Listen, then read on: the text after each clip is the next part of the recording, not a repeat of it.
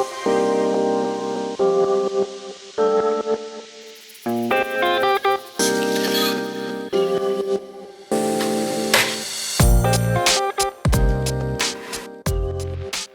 and welcome to episode 34 of GameSpot After Dark, or part 2 of the work from home edition. I think I'm going to try to keep track of this and see how many work from home editions we can get to. But anyway, joining us this week is Callie Plaguey. Hi. Lucy James. Hello. And Tamoor Hussein. Hiya. He's here to tell us all about Bloodborne's anniversary, right? Yep, I'm ready. I did a Twitter thread about it. I'm just going to read that out. Okay, that's fine. I haven't read it, so that would be perfect. I'm not, but genuinely, I did that Twitter thread, and it took me about 2.5 hours to compose it. And it's like 4 tweets. But it was like, it took forever for me to like make sense of it, and the whole thread is about how I don't understand Bloodborne. I'll have Please to look enjoy at it after this episode, though. Before we get started, though, I do have one announcement. By the time this goes live, it's Wednesday today. It'll go up Friday, as hopefully you know by now. The Discord should be live. We got the okay to get it going. I think we're going to mod for now and see how it goes from there. But yeah, if you're interested in being a part of the Discord, you can message me on Twitter or message Jean-Luc, actually. He might be a better one to message because he's the one who set it up. Or you can email the After Dark podcast at GameSpot.com. I'll get it one of these days. And we can add you that way. But yeah, now's probably a good time to join because there's not a lot going on. You might want some people to talk to about video games and whatnot. But anyway, shall we get started what we've been playing / doing? Callie, do you want to start? Sure. You're honking in someone's. That's me. Sorry. That's okay. There's a goose outside. Lucy, you had sirens going off last time, Yeah, right? I had sirens. I don't know if Greg's recording something this week, but Blessing tweeted it. It was weird listening to last week's episode of GameSpot After Dark and hearing Greg in the background recording last week's P.S. I Love You. I sent a GIF of, I was watching, I think it was Games Daily or one of the podcasts. Oh, yeah. And like Greg is talking about something, and in the distance you can see just Lucy like walk into frame, look directly at his camera, and then walk out of frame. I need to try and figure out like how many pieces of kind of funny content I can just sneak into or sort of like dab in the background of. He very regularly will reference you. He's done it way more recently than before. Because I'm here. I've given him a desk now. I've heard a lot of references to my old desk. I remember early on in Kind of Funny, when they first hired Kevin, they didn't show Kevin's face at all for like the first, I don't know, 9 months or so for a very long time. And they finally did a reveal. I thought that was pretty funny. So instead, you can just like not be on the content, but also on all of the content. I don't even really exist. Just a mirage. Anyway, Callie, what have you been up to? I'm still playing Animal Crossing because I'm doing a lot of Animal Crossing guides, and Thank you. I did it. Trying to make sure everybody knows how much you can sell different fish for, yeah, I paid off my final loan today. Ooh, so congratulations! You've defeated capitalism. I did defeat capitalism today. Kind of by kowtowing to it. Yeah, I mean, I didn't think that through. Yeah, I had like a crazy high turnip price today, so I took advantage of that, as did Jake. Yep. I missed the turnip lady because I didn't realize they left at midday, and I logged on Sunday at 12:10. Oh, that sucks. Yeah. Yeah, I like this week. This is like the first time I've ever fucked with the stock market in Animal Crossing because I just like, I don't know. I just didn't even want to mess with it. Didn't want to worry about it. Kind of like in real life how I don't know anything about stocks. I'm like that stonks image. I really just don't understand. But I have been trying it because Daisy May is really adorable and it paid off today because I made like 1.2 million bells today. Oh no, Damn. 1.4. Yeah. Whoa. So Jeez. I made a lot of money in Animal Crossing. I'm gonna get my final villager because I put that off for some reason, and his name is Lyman. He is a koala. I know who you mean. I'm not crazy about him. It was a random thing that happened to me. And my store still hasn't freaking upgraded. I've made millions in the stock market, and I've paid off all of my loans amounting to millions. I bought the crown, which is 1,000,000 bells, and I still don't have an upgraded store, so I'm starting to get a little annoyed. I got really excited today because this is the first time I've ever dropped anything in the, the sell bin right outside of the Nook store.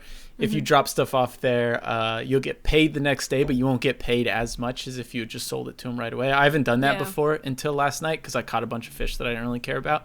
So I was like, oh, I'll just throw them in there because otherwise I just release them. And then the next morning I got a phone call from Timmy and I got super excited and I set up my recording equipment because I'm like, this is it. They're going to be like, yo, we need you at the store right now because we're going to upgrade this thing.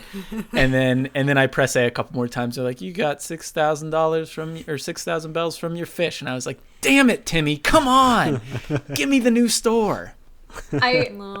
We are on day, actually, I'm going to tab over and actually tell you, we're on 27. Day 27. Today is the 27th day that Jake and I have played this game, and we still have Nook's Cranny. I'm actually, this is actually a big, not a big, but it's definitely a negative point for me with this game. I'm still really enjoying New Horizons, and I'm waiting until I upgrade the store to fully finalize my review because I want to speak to that as an important part of progression. And I have been disappointed with the way the progression has worked so far.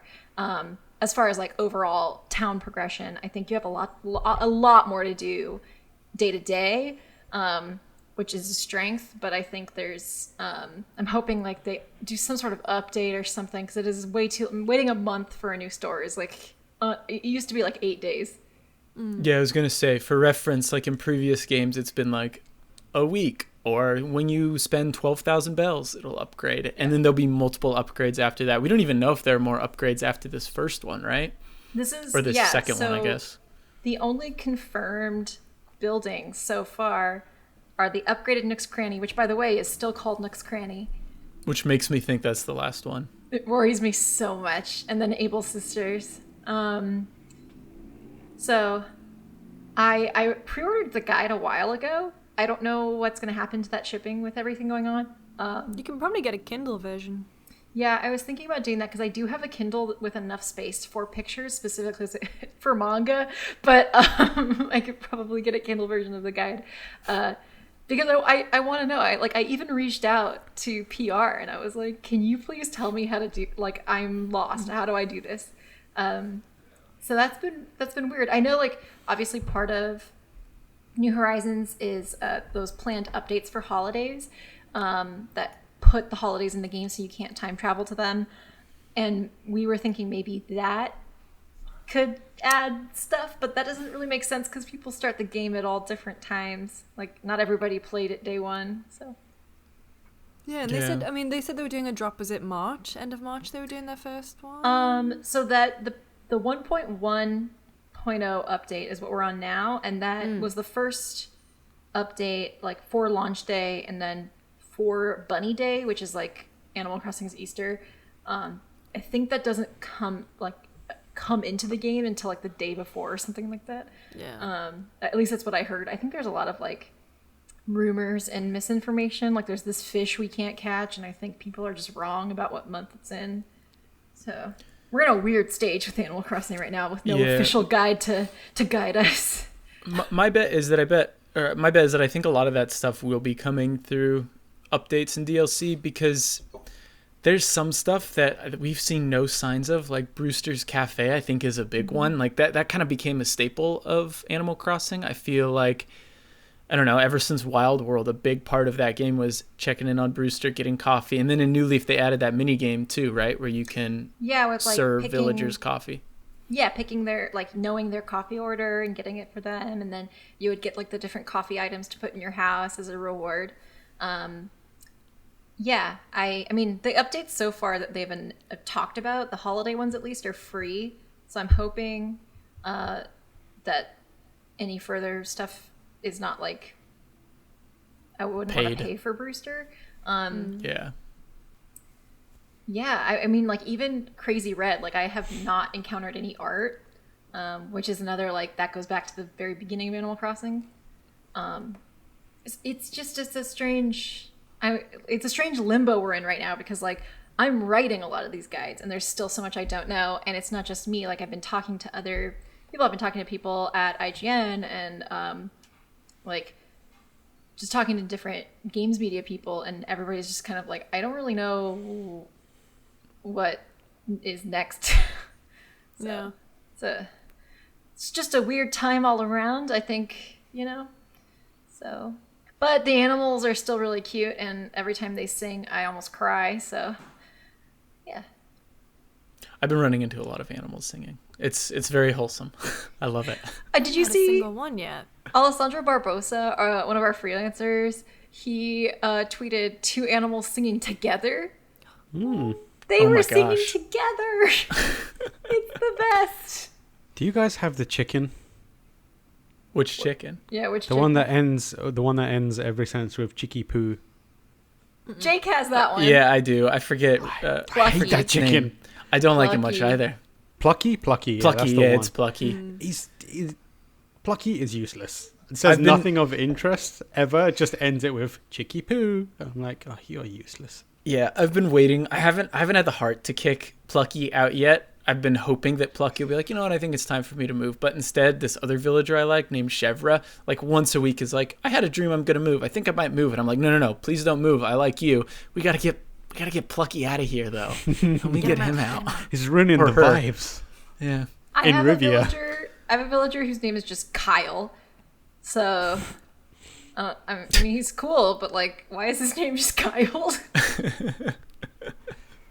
I got a monkey named Tammy to join me in Tamsterdam. Oh my god! It's very on brand. And for a minute, I was like, I wonder if there's enough characters with just Tam at the start of their name that I could exclusively make it a Tam Island. And I was like, no, I don't remember there being any more, in fact. So I might just leave I mean, you can go on the wiki and just like Control F the Tam and see what comes up. There's Timmy and Tommy, Tam, me, and then Tammy will be there. So there's like, there's a theme. There's a theme there already. That's incredible. How's Thrillho doing, Lucy? Thrillho is thriving. I'm getting the resident services tomorrow. No, day after tomorrow. It's being closed tomorrow. I'm enjoying it. Although my house is really basic. I'm in an Animal Crossing Discord and everyone's showing off what they have. And I'm like, oh, mine sucks. But I'm going to try Tarantula Island tonight, I think. Nice. I would... My house is... Go ahead. Sorry, I was going to say, my house is completely empty. There's a fax machine on the floor, and then above it is a poster of the Diamond Dogs logo from Metal Gear 5, and that's it. That's the only thing I've got stuff. I'm just like, no, I'm living a minimalist life. I got the fax machine if anyone needs me for any missions, and they know that I represent Diamond Dogs. That's it. Wow. That reminds me of like just buildings in PUBG where there'd just be like a printer and that would be it, not even on a table. The fax machine is on the floor in the middle of the room. Perfect. Oh, yep, man, that's NPC house. What's the name of the PUBG island? We should have named our island that.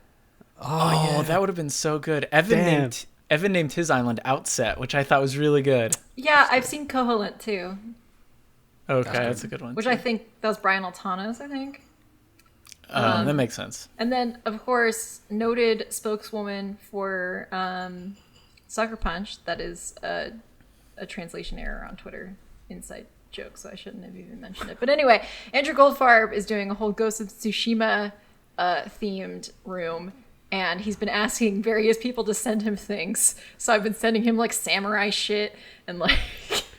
His whole island is called Tsushima. It's very good. Yeah, I just named it Tsushima. Yeah. So what I'm doing is like I'm creating themed quadrants on my island. So I have the beach area, and I went to an island yesterday where there's bamboo thickets, and I like ate all the coconuts in the island so I could take all those bamboo thickets. And now the left-hand side of my island is going to be like the Asian area, and then I'm going to do like a futuristic area in the top left. So it's got like different biomes. I love that. Like the crystal maze. Yeah, that's my plan for Amsterdam. Lucy, do you want to tell us what the Tiger King is? Oh my god. Oh my god. So, Jen, Greg, and I, my roommates and I, we're all playing Animal Crossing, and we were like, okay, we just need something on Netflix in the background. Here, there's a documentary on Netflix. It's called Tiger King. It's about a guy who's called Joe Exotic, and he owns, I think, America's biggest private big cat zoo. And we were like, okay, that's fine. And I actually recognized that guy because he was part of a Louis Theroux documentary about keeping big cats a few years ago. You think it's just going to be about, you know, like, the people who keep big cats in America. No. There's an attempted murder plot. There is Joe Exotic, and he's like running for governor, and he has his own singles, and he has 2 husbands, and it's just the wildest documentary I've ever seen. And then episode 2 is when there's just so many revelations in a row that we're all sat there trying to play Animal Crossing, looking at all these people messing around with huge tigers and lions, and then just these plot revelations. It's not even plot revelations because it happens in real life. They just keep coming, and it's unbelievable. Like the documentary, and the reason they have so much access is because there was a camera crew there who were trying to film a reality series, and they have all this footage, and then it turned into this documentary. Did you freeze for you guys? Yeah. Yeah. Oh, did I freeze? I hate to see it. I was so worried I'd frozen. No one moved, and I was like, oh god, is this me? Yeah, it's like, is someone using the internet? Well, when she said messing around with tigers, I thought that I didn't interpret that properly.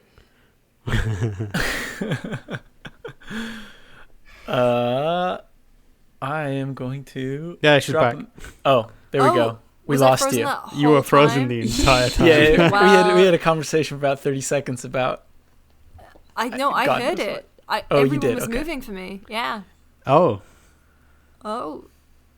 Well. Maybe just pick up from the reality TV series a bit. Okay. So they have all this access because a few years ago, a reality TV crew went to shoot a show about Joe Exotic and his animals, and then as shit kept hitting the fan, a documentary filmmaker got involved, and then they have a ton of footage that they managed to get to, and the resulting thing is just, it's wild. It's so good, and it's really well made. I think it's 7 or so episodes. We did them across the weekend, playing Animal Crossing the whole time. It's really good. It's like Netflix knew that we had nothing else going on and just decided to drop this. It's really good. Please everyone watch it. It also has like true crime elements in it, which is fantastic. Ooh. Yeah, I started watching it. I was like, oh, I'm building a desk. I just bought a desk because if people are looking at my like background, there's nothing in here because I have no furniture basically. So you got some cool posters though. Yeah, they're around here somewhere. I moved here and I didn't buy any furniture because I was like, I'll take my time. I don't have to eat a massive upfront cost for furniture. I'll get the basics and then I'll slowly add to it. And then we had this thing happen, coronavirus, where it's like, oh, I really need all the furniture right now. But like I got a desk and I was like, I'm going to build this desk and watch Tiger King. It took me about 7 hours to build a desk, because I kept stopping to watch what was happening on the screen. So I'm like trying to screw something in. I'm like, what is happening? Who is threatening who? Because it starts off looking like Lucy's broken it down quite eloquently about what it is, but like you think it's just going to be like rivalries between these big cat owners because they're exotic pets. Everyone wants to be a kind of, you know, the big cat owner extraordinaire. Then there's a lady who's like Carol. Carol, who's like we need to get these cats away from Joe Exotic. He's mistreating them. But she's running her own park and is like, I won't say what it is, but like her episode, I think it's episode 3. There's an episode. Oh my God. That's the one that took me the longest to. Yeah. That's the biggest slowdown, because you're like, excuse me, she did what? And you're like, really good. She's like the thing that they level at her is like, all right, this is not about cats anymore. This is straight up true crime. And then it keeps escalating to the point where you're like, why is there an undercover investigation? Why is the FBI involved? And you're like, what? Oh my God. And like, it's good. everyone is a character. And there's moments where if you don't remind yourself that this is reality TV, it looks scripted. It looks all fake. But at one point, their YouTube channel's still live, by the way. So if you finish the documentary, you can go back and look at Joe Exotic TV, and it is a trip. You see them shoot that stuff in the show, and then you can watch it on YouTube. And it's if you're like a true crime / murderino, you will very quickly identify exactly, like you very quickly identify how these people are all cult leaders. And it's fascinating. Big time. They all have the hallmarks of a cult leader. They do things that are like, it's eerily reminiscent of like Heaven's Gate, various other well-known cult leaders. They're like, personality-wise, they are cult leaders. And like, the really cool thing about it is like it brings it back to like how the cats are affected in an interesting way. Not in a super in-depth way, but it's in a way that like, you forget that cats are a big part of this, and then it reminds you, and you're like, fuck, I can't believe the people were the real monsters the entire time. I really thought you were going to say, I can't believe you've done this. I mean, like, I fully can't believe they've done any of that. It's very, very good. It's on Netflix. Fully recommend. So that's what I've been obsessed with. I'm on the memes now. They have a lot of Joe Exotic memes. Yeah. Why is his name Joe Exotic? Well, because his real name is Joe Schreibvogel. Yeah. Oh, so he did a John. He did a John Cougar then. But he needs like a standout name. Yeah. He wanted a brand. Yeah. And my God, does he have a brand? It would have been funny if he'd gone with Cougar, a la John Mellencamp. But Exotic is cool too, I guess. Oh my God! I just remembered one thing that happens that like. When it happened on screen, Lucy will know about it, but it's about... No, I know exactly what you mean. And like, we were all playing Animal Crossing, and we all just went... It's like jaw-dropping, because it's like... It's all like casual talking about people being weird, and then they show this... Something awful happens, and then they show it, and you're like, oh my God, how do they show that? It's like... It's it's messed up. It's messed up. Does a tiger kill someone? I'm saying nothing. I'm saying nothing. Okay. But also... Also, like, there's a lot of very, very, very beautiful animals in it. Oh. Like, some of the... But also... No. I tell you, I feel very confident in saying none of those people are beautiful. Well, anyway, Tamoor, what have you been up to apart from, doing your Bloodborne grind? So Bloodborne grind is still happening. It's the anniversary of Bloodborne. It was a couple of days ago. Great game. Everyone should play it. I started playing Bleeding Edge. I haven't played that much of it, so I won't speak too in depth about the quality. What I will say is it's an interesting game. They're trying to go for that like Overwatch style multiplayer experience where it's like super bright, super vibrant, really charismatic, really distinct, interesting looking characters, but do it in a third person combat game. It's developed by Ninja Theory, the team behind Heavenly Sword, Hellblade, Senua's Sacrifice, DMC Devil May Cry, so they have the chops for combat stuff. I don't think it's particularly fluid. It feels satisfying-ish. I done basically all of the training stuff, and then I messed around with a bunch of the characters. There's one character who is Taika Waititi doing Korg, and it's so you're into it. I'm very into that character. He's like a robot. He's like, I think he's a Maui or like Samoan character, but he's got like, he's also part robot, and his ability is he just does loads of slaps. So he just does this loads. You press the attack button, you hold it, and he just does this. Just little slaps. the entire time, and then you can just walk. So like I'm just walking around arenas, just slapping the shit out of everyone. And then his ability is like an escape ability where he runs away really fast, but he says, "Leg it," in Korg's voice. So I like run up to people, slap him, and then go leg it and run away. I'm just running around that game, annoying the shit out of people. It's got like a bunch of modes, standard fare, like capture the objective, grab these power cells, put them in there, and it's really weird. It's got this mismatch between what it is, where it's like this cartoony, futuristic vibe, but the soundtrack is like weird EDM concert happening in a desert. Like Tiesto has done the soundtrack or something, and it's very, very confusing. So tonally quite confusing, but Ninja Theory is really known for like creating visually distinct and charismatic characters. They did Enslaved, so that kind of vibe is in this. There's like an old lady who's kind of a witch. There's Korg, but a samurai. There's like a dude who is effectively Lucio, but laying down in a hover bike the entire time. It's really, it's really interesting. I kind of don't know why they made it. It feels like it was a project that they were working on as like a sub project, as a passion project before they got acquired by Microsoft. When it was like, we need something.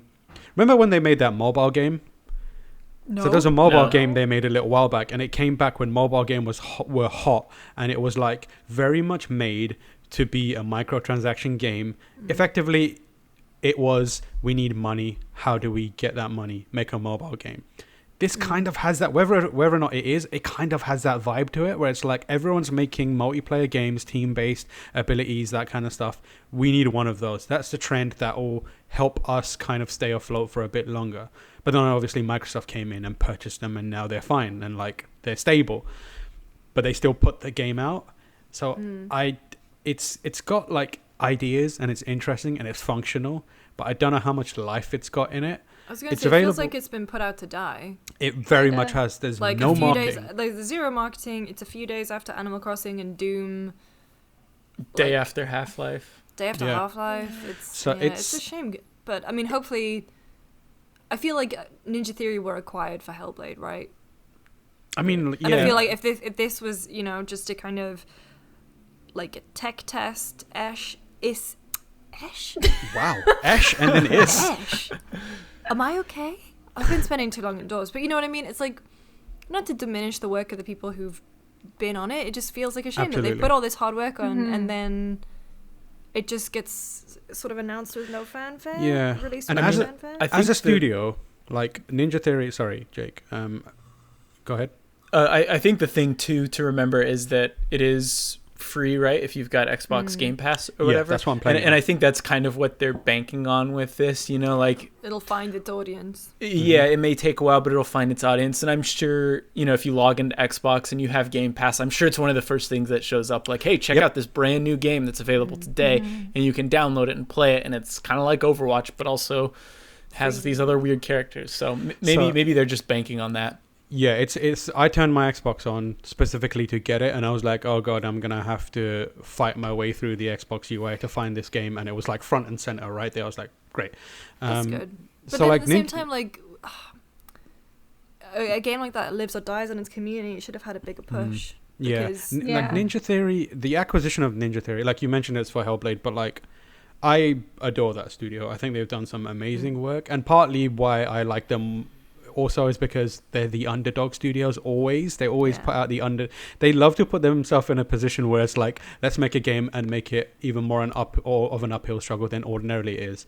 Like between Hellblade being a AAA game made on a AA budget, and then taking on Devil May Cry and basically painting a target on the entire studio's back, they always do amazing work. So I think the acquisition from Microsoft is going to pay off dividends beyond just Hellblade. They're incredibly creative and smart, and they think outside of the box.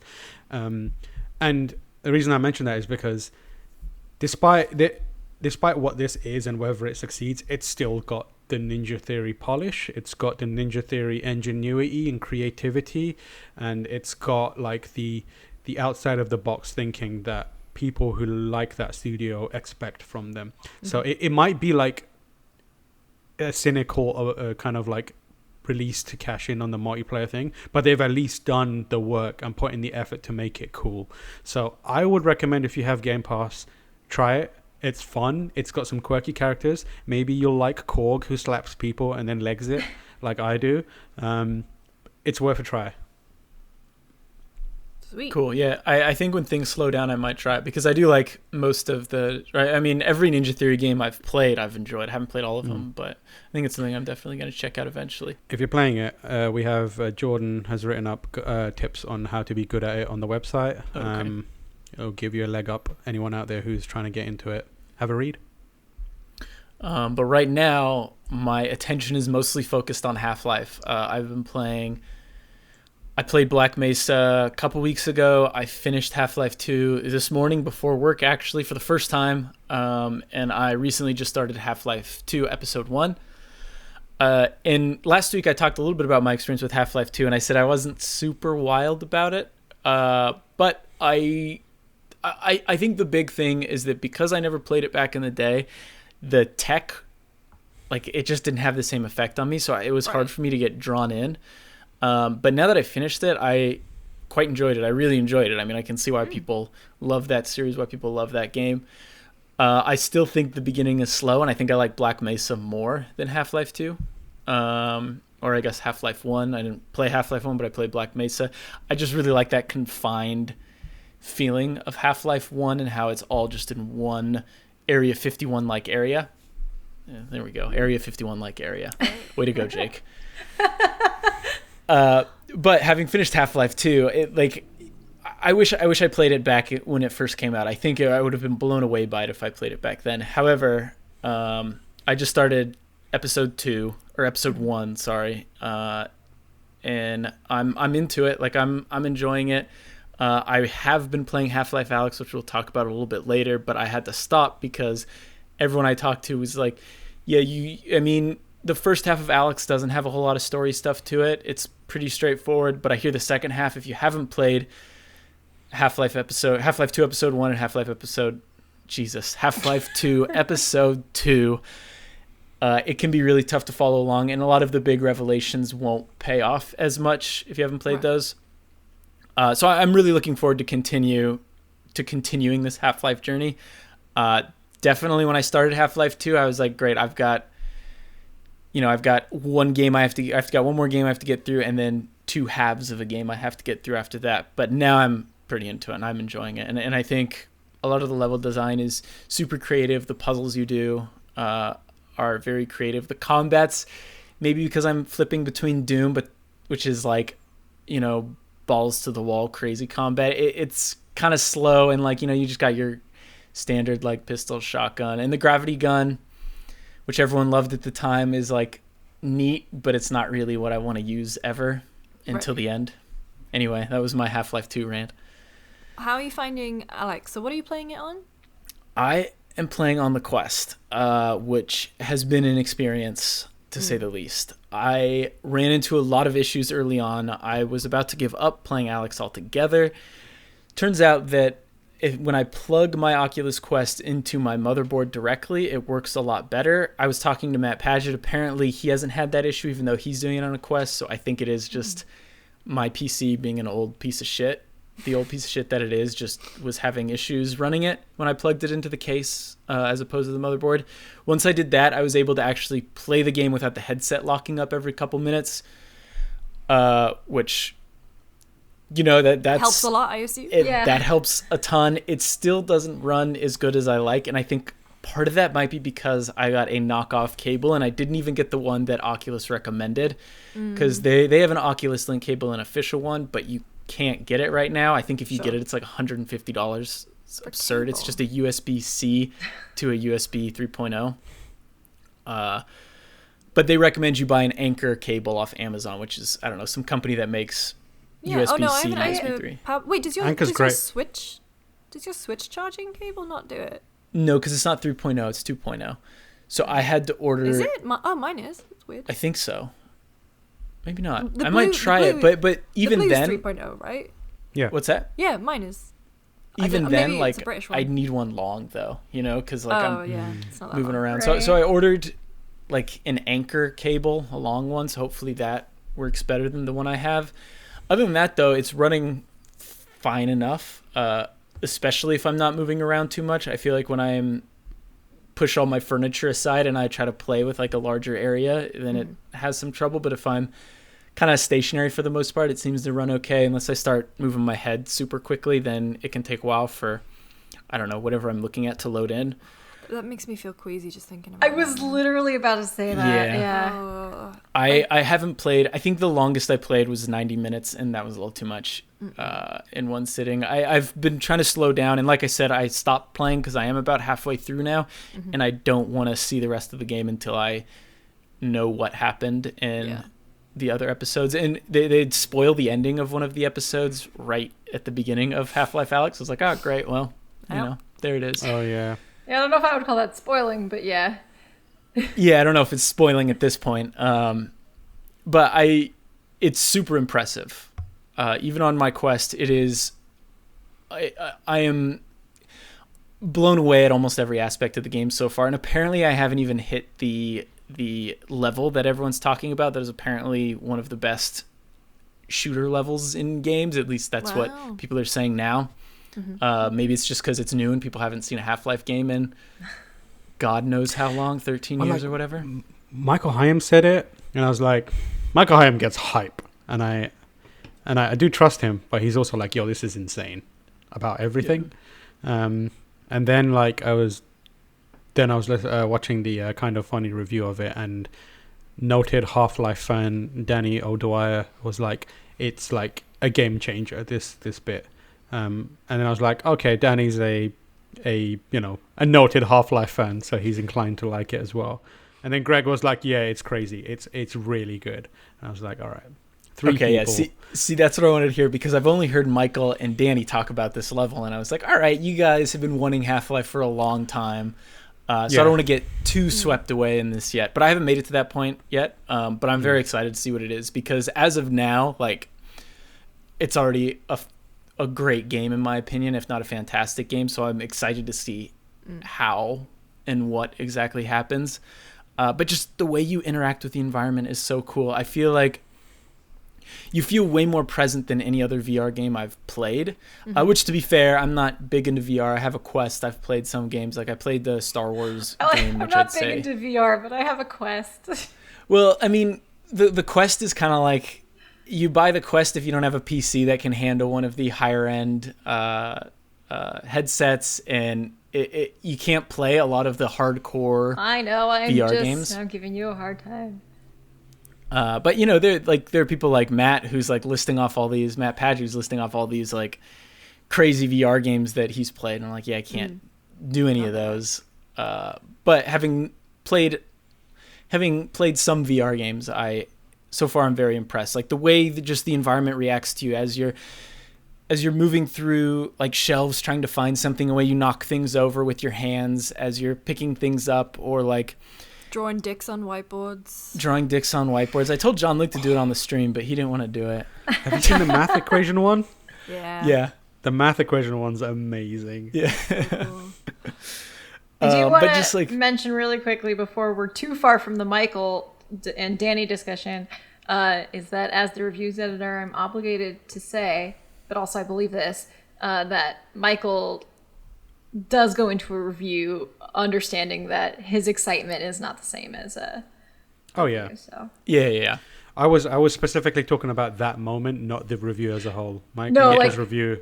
Michael will like come up to you. I mean, obviously we're not in the office right now, but he'll come into the office and be like, "Yo, this shit's fire," and it's just a cup of water, and he's like, "What?"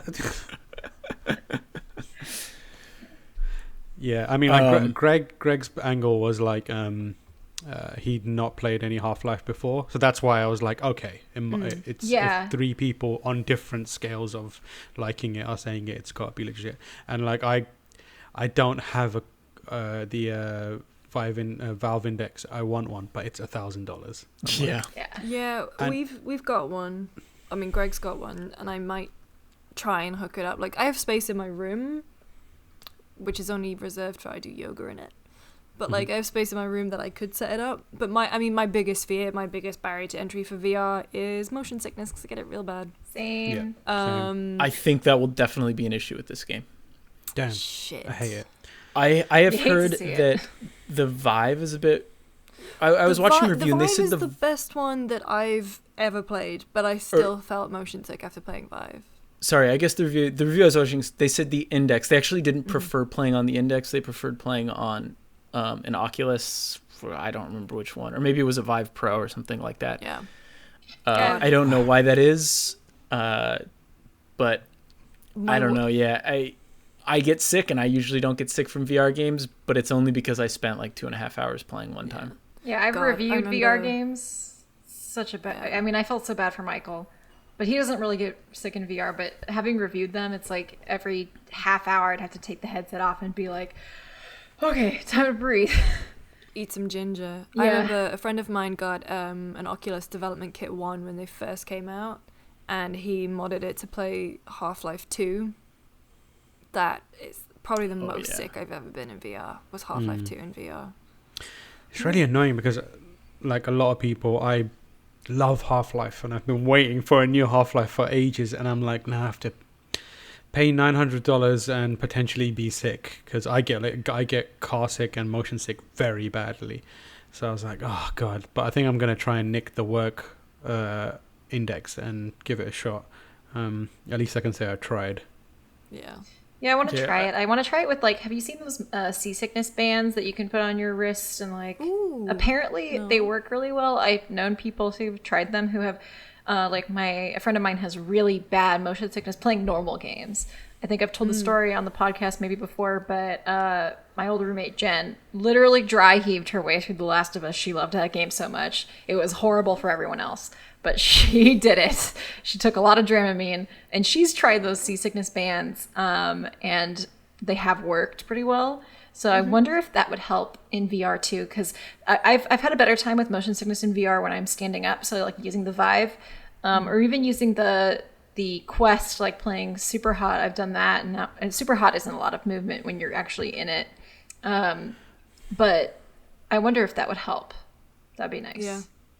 Yeah, I mean, I will say that this is Valve developed, of course, and there are a lot of different settings you can tweak to change around, like what kind of movement style you prefer, look style, whatever it might be, which I think hopefully helps people a lot. But yeah, overall, I am super impressed with it so far. I like it makes me really excited to see what VR is going to look like in a couple years, maybe even longer, because like what they've done with this game, it finally feels like, okay, VR is a legitimate platform that can have some really cool experiences that you can't do anywhere else. And I've seen glimpses of that before, for sure. Like Beat Saber, when I first played Beat Saber, that was incredible. But I feel like almost every moment in Half-Life Alyx, there's something just like the way you can use your environment, like the head crabs the head crabs are a whole nother story. But what are the barnacles that hang from the ceiling that have their little tongues that if you get caught in, you get carried up? Oh, I forgot their names. I think they are barnacles. Yeah, I think they're barnacles. But like a way you can get through them now is like I'll pick up a can and throw it at its tongue, and then it'll get dragged up, and then I'll sneak by it, or like. Or I'll get into firefights frantically, and like you don't just press a button to reload, right? Because it's VR, you have to like grab a magazine out of your backpack, you have to eject the other magazine, you have to slide it in, and then you have to like close the I forget what it's called. Basically, like get ready to fire bullets, pull the hammer back, and like I'll be freaking out because something will be near me. I'll be out of ammo or whatever, and I'll like reload and put in a new magazine, and I'll still be panicking. I'll hit the wrong button and eject my magazine, and I'll be frantically trying to get my magazine up again and reload before the head crab gets to me. And then like you can snatch head crabs out of the air if they're coming at you, and grab them and like throw them off to the side. And it is just the level of interactivity is absurd. You could draw dicks on whiteboards. Yeah, I'm enjoying the pictures and videos of people like grabbing head crabs out of the air and just like dancing with them and posing them and doing stuff like that. That's what I want to play it for. On Twitter, I saw someone like, oh yeah, so you only have 2 inventory slots. Apart from where you store your ammo, you've got them on your wrists. You can hold one thing in each of your wrists. Or I saw someone just like throw a bunch of useful stuff into a basket and then just carry the basket around the level with them, which I thought was really clever. I will say the one thing that is a little worrisome is that with all the money that Half-Life or that Valve has, like the movement in VR is still so limiting. Like I don't know. Is it teleporting? Like you can switch between teleporting or moving, or like using a control stick to move, or you can move around a small environment depending on how big your play area is. And I guess it's not something they can really solve. No. But like that's like the biggest thing holding back VR is that you're always stuck in a certain area. And that was the exciting thing about Quest, right? Was that you can draw out giant areas anywhere to do that. You're not tethered to a computer or anything like that.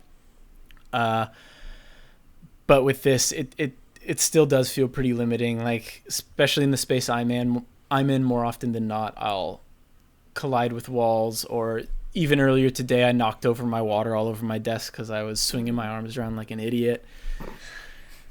But yeah, that's what I have to say about Half-Life Alyx. I am incredibly impressed, and I'm very excited to continue once I'm done with Half-Life Episode 1 and 2. Half-Life 2 Episode 1 and Episode 2. Yes. The sirens are on again. They're after me. Hell yeah. Why is it like every time on a Wednesday? I wonder who they're after. It's Wednesday. Is that a fire truck? Dad, did you witness Jake quoting a Vine? He did a Vine. I've done it before. I've done it before. Got it recorded. Clip it. Anyway, I think that's about it for Half-Life Alyx, unless you guys have any questions or any... I don't know. It's weird, like when we were doing the podcast run sheet earlier, and it was like, what's the big news stories from this week? And it's like, well, the world's kind of figuring out the new normal, so there hasn't really been much. The Olympics got cancelled. I thought they just got postponed. Oh, postponed, but I bet you somewhere Mario and Sonic are very confused right now. Oh, well, what do we do? No, it's weird. I was gonna shout out Chloe Rad did a bunch of Half-Life content with the help from other people, of course, and that includes like a really hefty Easter eggs guide and a full accessibility guide too. So. Nice. There are some crazy Easter eggs.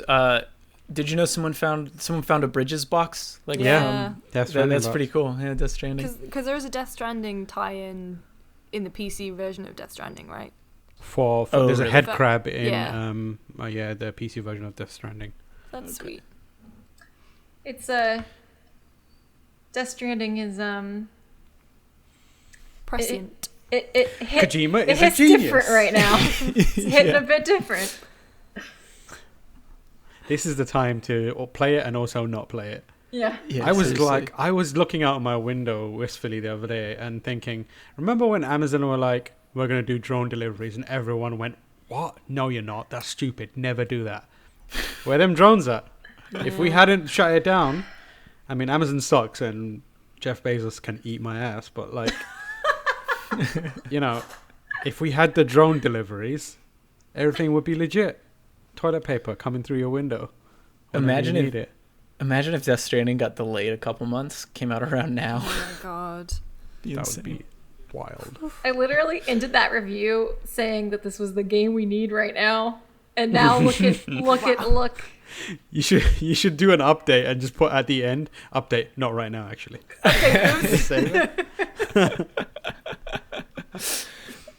Anyway, as Lucy said, there wasn't a whole lot of news this week. I feel like it was a lot of big game releases and everyone's too busy playing the games. Yeah, everyone's too busy playing games and trying to figure out what the hell to do right now.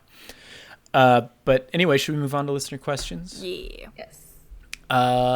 Lucy, do you want to take the first? Actually, Callie, why don't you take the first one? Before we do that, if you have any questions, please email us at afterdarkpodcast@gamespot.com. Yeah, go ahead. Hey, After Dark crew. I am excited. Animal Crossing I am excited that Animal Crossing is coming out tomorrow, but I have never played Animal Crossing or any similar games. What are some tips you would give a new player of Animal Crossing and this style in general? That is from DM Sky. Well, if you're looking for tips, we have tons on GameSpot.com. Oh boy. That's why I put this in. I was like, yeah, let's plug all those videos. Honestly, like QAing those videos and looking at the scripts before they went live ahead of the game launching, I was like, I'm ready to do this. I'm prepped. I rewatched all of them as well as watching Tiger King. I rewatched all those videos with the Animal Crossing guys while I was building furniture. So for like maybe 4 hours one day, there was just Jake's voice coming out of my bedroom. You're welcome. Ages.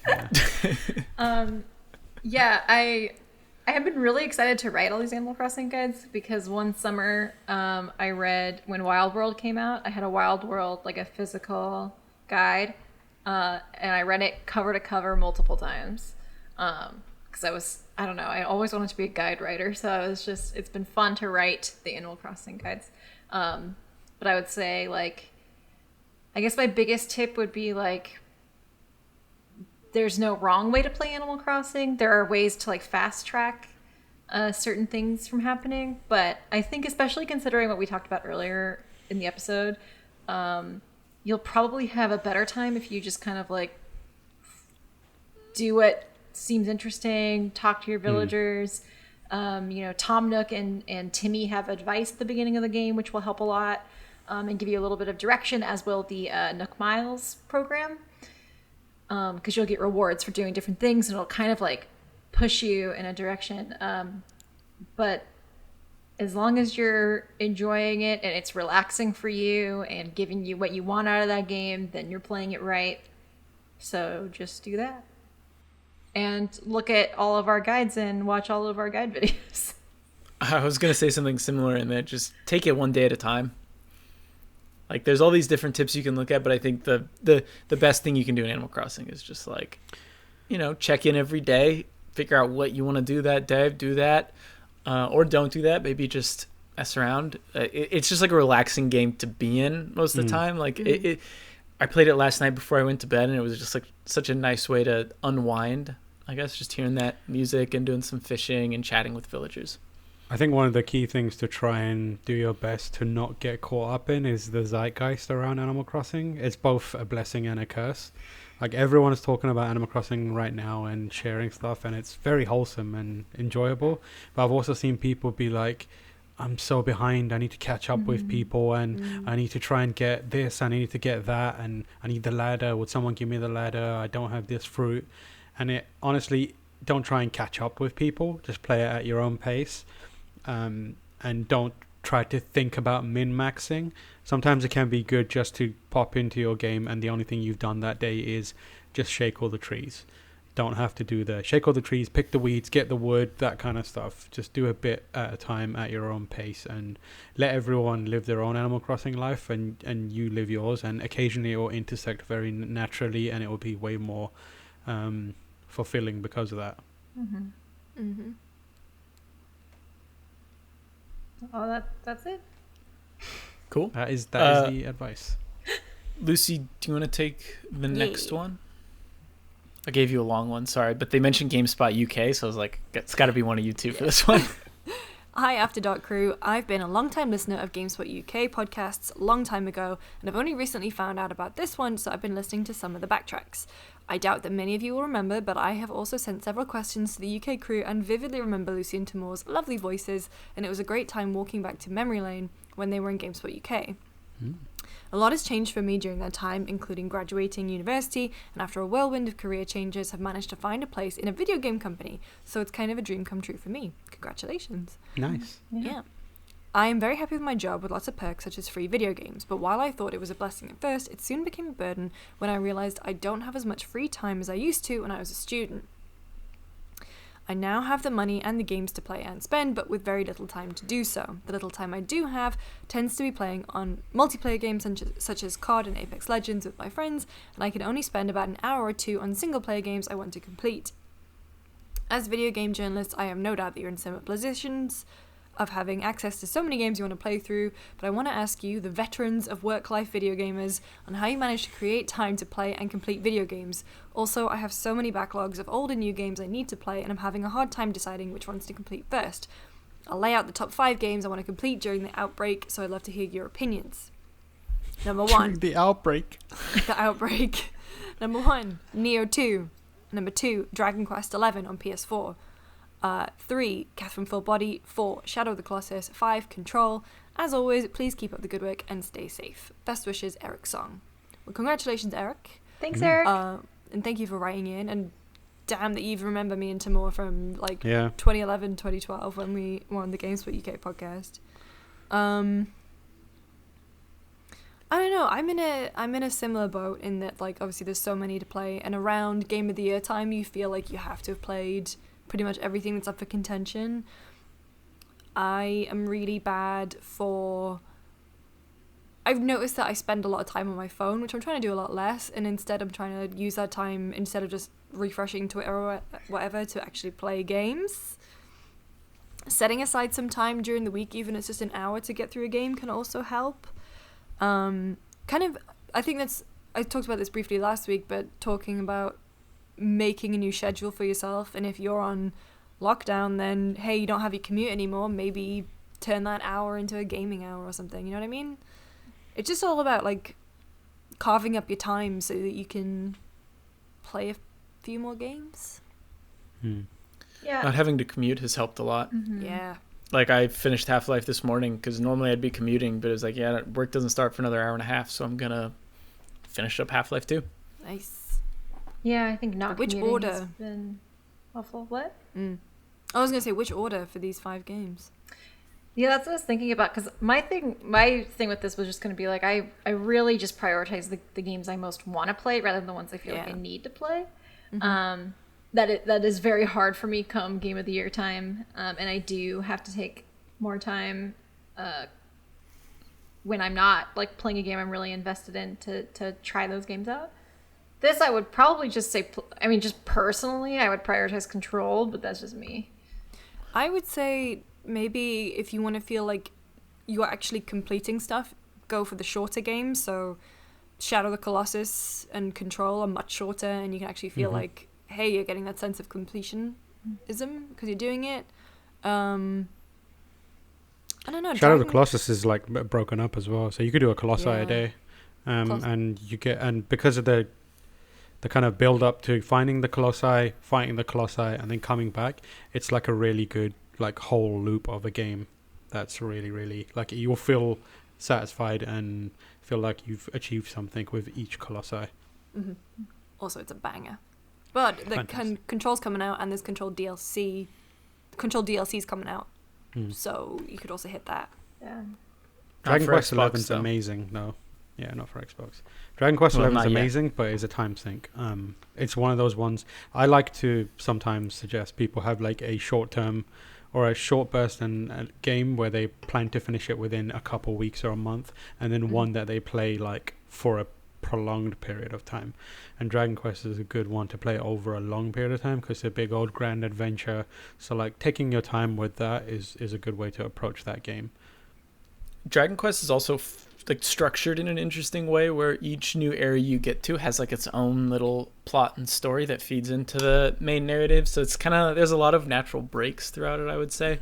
I still haven't finished that game. I've been playing it very slowly now. But yeah, I think I agree. I would say start with Control and Shadow of Colossus because you can probably finish those much quicker than the other 3 you've got here. And also Neo 2 is supposed to be like 120 hours, isn't it? Yeah, it's crazy long. Yeah. And it's super hard. Yeah, unless you're really good, then maybe not. I mean, it's got some cheap shit in that game. It's no Bloodborne, is that what you're trying to say? No, a few things are, man. A few things are. Should we move on to the last one, or do we have anything to add to that? No, I think that's good. I mean, also just remember to have fun. Don't feel like you're pressurized into playing games just because everyone else is. Like, kind of what you guys were saying about Animal Crossing, right? Don't feel like you're needing to do what everyone else is doing. Just play what you want. Playing the multiplayer games, like the way it's worded, I know that's not what it means, but like it's almost like I'm doing this instead of doing something, having a more meaningful gaming experience. But playing multiplayer with friends, and even if it's the same game all the time, like try and reframe that in your mind as being as valuable as playing one of these brand new games. I think that's something I struggle with. Like I play a lot of Overwatch, and often to the detriment of other games, but it's always fun.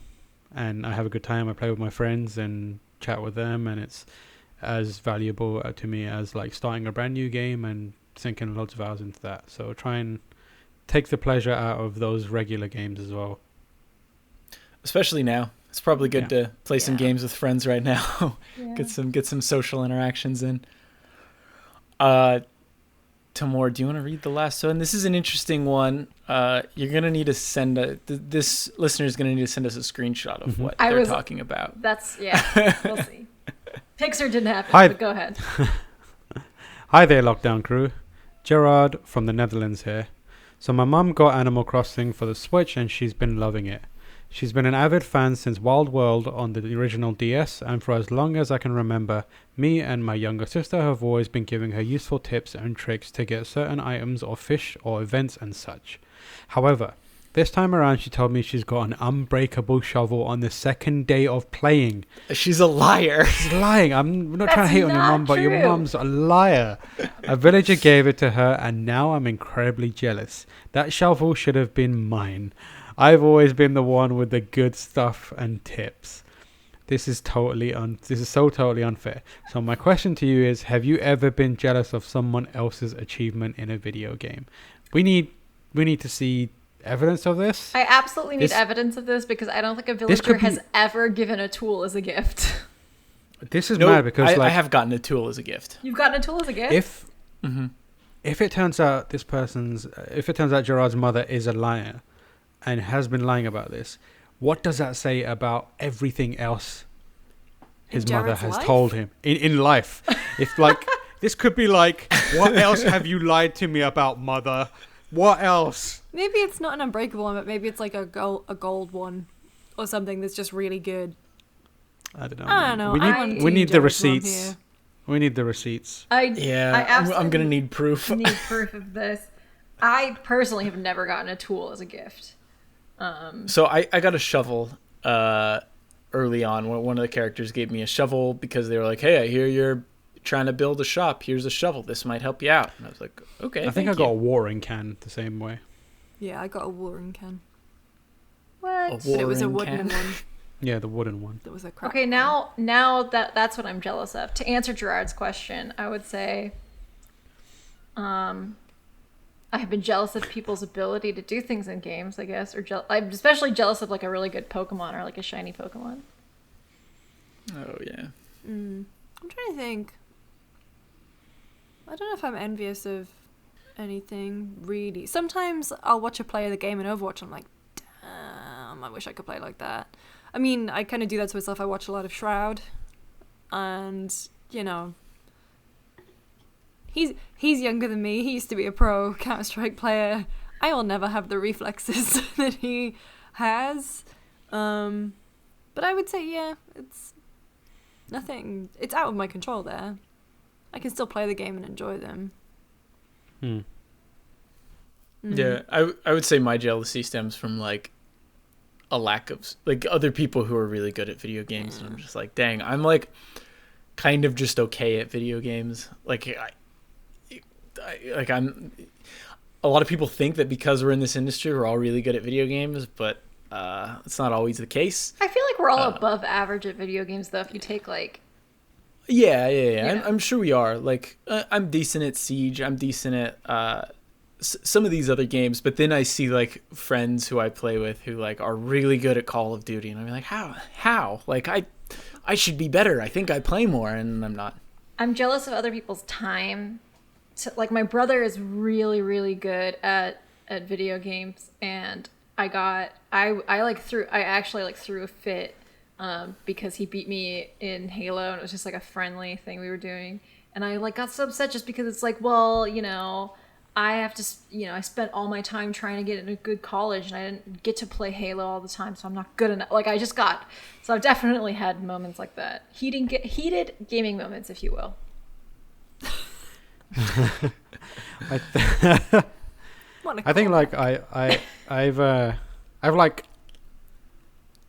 know that I can be good at a game if I tried, and I'm happy with that, and not knowing that, because like back in the day I used to play Street Fighter at a competitive level super high, and I know that any game that I put if I want to be good at it and have the time to put into it, I can be good at it. So like I'm okay with knowing that I have the capacity to be good more than actually being good. And whenever I see someone like that does something amazing, I was like, I could probably do that, but I just don't have the time to try right now. Like, I'm happy with my Zarya play. I'm good. It's very I'm happy. Thank you very much. I'm happy with my abilities in fighting games. Like, I know that if I got back into Counter-Strike, I wouldn't be Shroud, obviously, but like I can still point and click really well. I'm good at, so like the only thing and also like the one achievement, I have one platinum trophy, and it's Bloodborne. And after I did that, I was like, I don't really care about anything else. Like, I don't have to prove myself. Yeah, I don't have to prove myself to anyone or anything. Like, and I'm great at Sekiro, so I'm like, I'm fine. I still got it. I'm just old and I don't have the time. You can still flex. Yeah, I can flex when I need to. But it's a good outlook. That's a good outlook. Anyway, that's been episode 34 of GameSpot After Dark. Thank you so much for tuning in and bearing with us as we get used to this new setup. If you have any questions, please email us at afterdarkpodcast@gamespot.com. You can also email us if you want access to the Discord, because, like I said, it should be all up and running by Friday. Or you can just DM Jean-Luc or myself, and we'll make sure to get you in there. Callie, where can people find you on Twitter? You can find me on Twitter at Inkydojiko, INKOIDOJIKKO. Anything to plug? Lots of Animal Crossing stuff, I imagine. Lots of Animal Crossing stuff. Please take a look at the guides. Yeah. We also have the cost of almost every single fish and bug, right? We have logged almost every fish and bug, yeah. And that'll be a useful resource, so definitely look at that if you're... Not just cost, but also location, time of year, time of day. Nice. Damn. Lucy, where can people find you? I am on Twitter at LucyJamesGames. And in terms of plugs, Tam and I are breaking down, reviewing Westworld every week. YouTube.com/GameSpotUniverse. Season 3 is good. Thank God. Because Season 2 almost lost me at some points. But on a rewatch, it's very good. And Season 3 starts off strong. Next week, stuff to look out for. We have audio logs with Shigenori Sojima, character artist on Persona 5, which is very exciting. And is that why you're wearing that sweater? Yeah, I am actually wearing my Persona sweater today. I didn't even realize. And Dave is doing a really cool video about the BFG from Doom. And I watched a rough cut of it today, and it was awesome. Mm-hmm. And Tamoor? Lucy's plugged basically everything I'm also involved in. Efficient. Yeah, efficient. I have a feature on... Wait, no, the anime feature's not for this week. There's an anime feature coming. There might be a Animal Crossing feature coming later this week as well. I have to help on the anime feature, and it's killing me. Yeah! Yeah, the Animal Crossing feature is a maybe. It's actually written by one of our on-staff writers, Kevin, and it's just a great little story, so we're going to turn it into a video. It is good. Yeah, so cool. Keep an eye out for that. And then you can find me at Jacob Deck, and there are a ton of Animal Crossing guides that I wrote and recorded and got lots of help from much of our staff, like Evan, Max, and David. So be sure to check those out. Let us know what you think. If you've got any other tips, you can leave them there as well. But I think that's it for this week. See y'all next week. Bye. Bye, little cats and kittens.